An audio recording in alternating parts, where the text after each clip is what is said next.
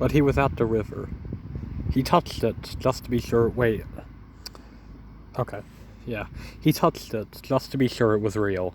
He waded in and stripped in darkness to the skin, splashed his body, arms, legs, and head with raw liquor, drank it and snuffed some up his nose and head. Wait.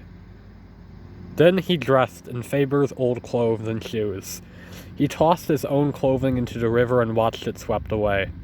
Then, holding the suitcase, he walked out in the river until there was no bottom and he was swept away in the dark.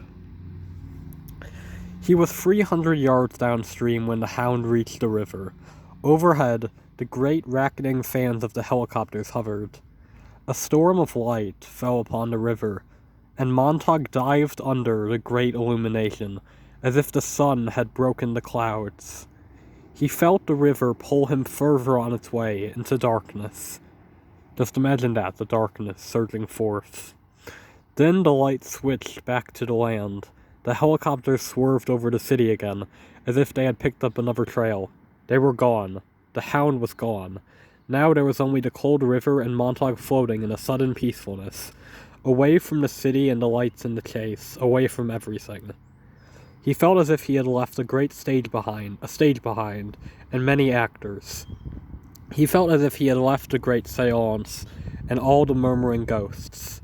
He was moving away from an unreality that was frightening into a reality that was unreal, because it was new. The black land slid by, and he was going into the country among the hills. For the first time in a dozen years, the stars were coming out above him, in great processions of wheeling fire. He saw a great juggernaut of stars form in the sky, and threaten to roll over and crush him. He floated on his back when the valise filled and sank. The river was mild and leisurely, going away from the people who ate shadows for breakfast and steam for lunch and vapors for supper. The river was very real. It held him comfortably. The wind just moved his book. Oh.